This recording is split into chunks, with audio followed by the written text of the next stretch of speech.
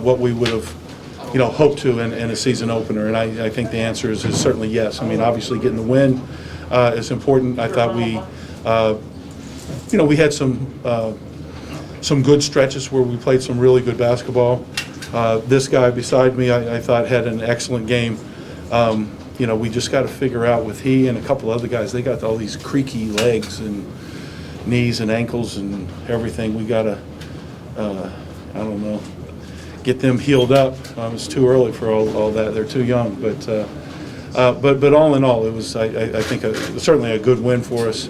I thought Virginia Wesleyan, they're going to have a very good team this year. For a D3 team, they really fought and made us work, and we responded, I think, in a good way.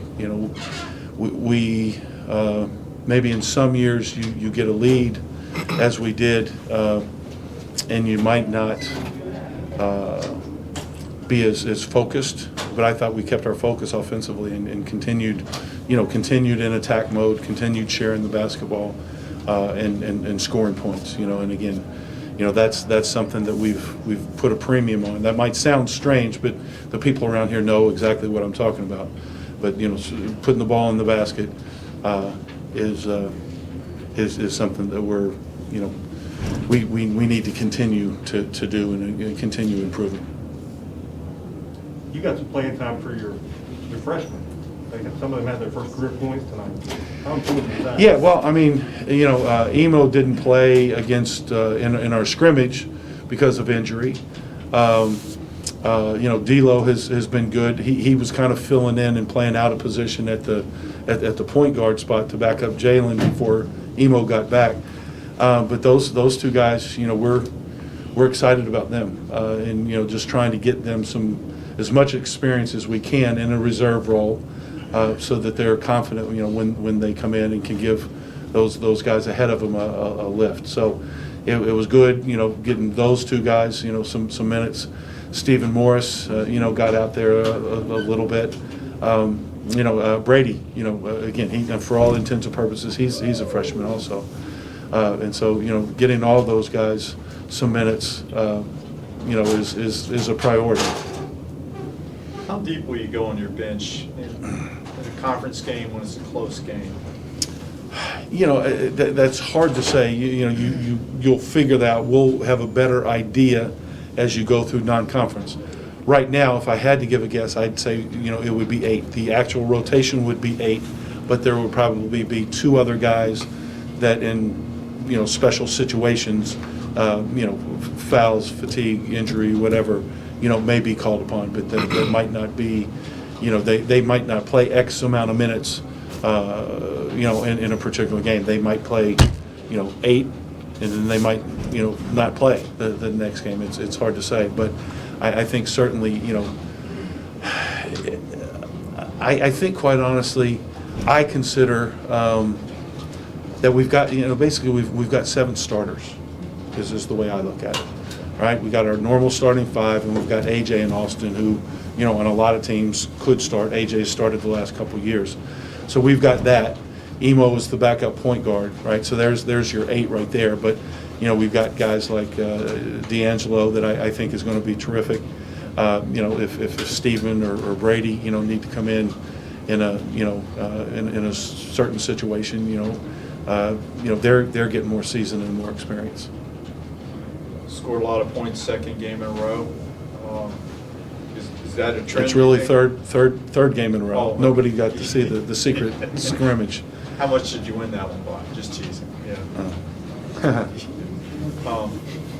Kalu, you look really focused from the start and throughout, and no fouls in spite of this pretty physical game. That's because he didn't play any defense. 3 blocks. Don't let him tell you that. 3 blocks. But yeah, I mean, that's really one of my main emphasis going into the season, just staying on the court. I know when I'm on the court, I can be pretty productive, so just staying on the court as long as I can. It'll best help me and the team. So. Jeff, 8 of 22 from 3. How much are you going to be monitoring that stat each night? Oh, I think always. We have an ability to shoot more and hopefully make more. This year.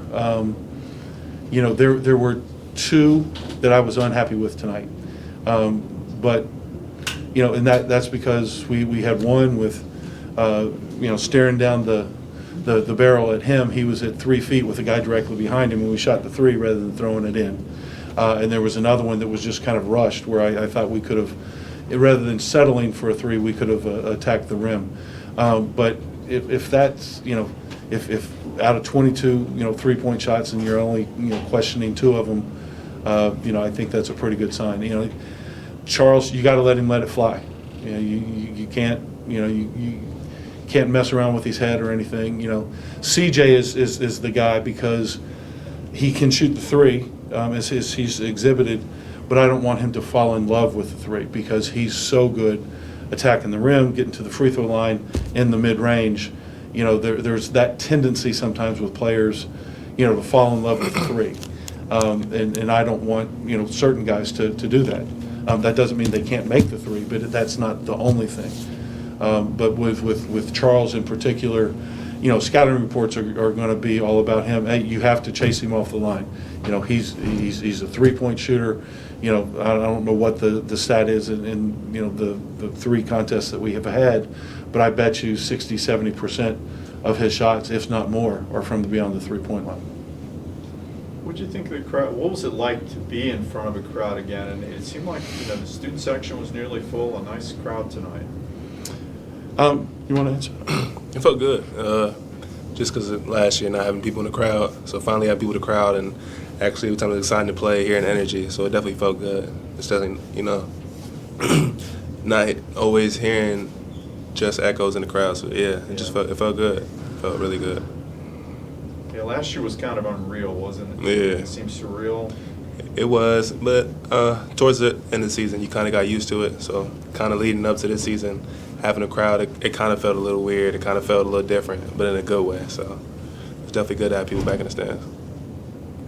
I think it's important that in the 2 games that people have been able to see, our guys have played really hard, have played well, kind of an exciting brand, and you want the people that come out Saturday at the Gannon game and the people that came out tonight to enjoy themselves and to kind of start liking this team so that they continue to come out, because we're going to have some attractive games and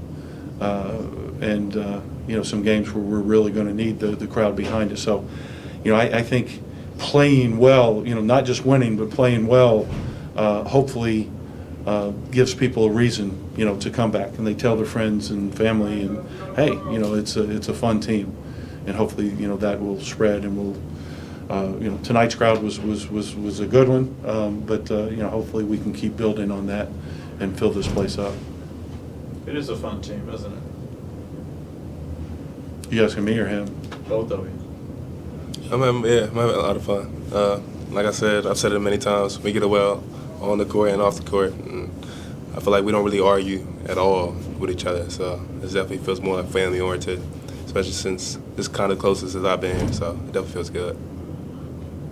Jeff, you got JMU on Saturday. We've talked some about your regional schedule. Do you think that's here to stay, and how much of that is a product of the lost revenue from COVID? Just playing at places that make more sense. Oh, look, I think last year we tried to do that, but I don't. This is a schedule that I would have loved to have been playing for a while. For whatever reason, we played.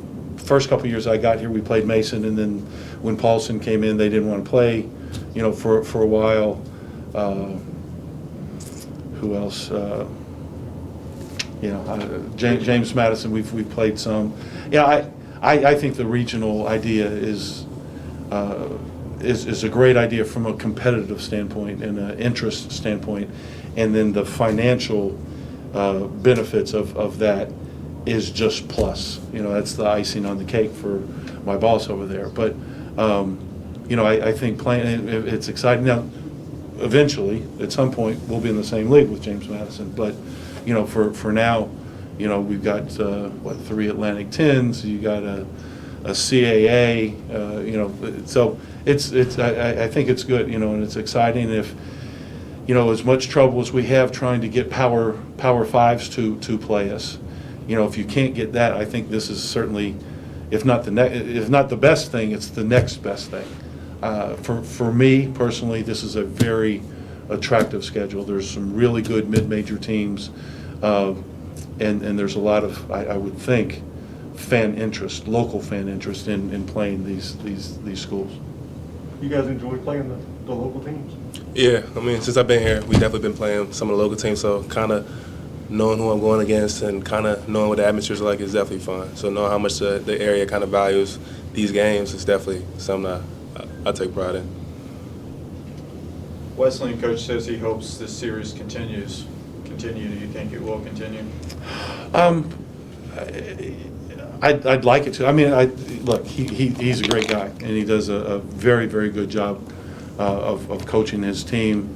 I've got a lot of respect, and I just like the guy. If we can, we'd like to. It's scheduling's a complex thing sometimes. So if we can, we will, because I think it's good. Thank you. Appreciate it.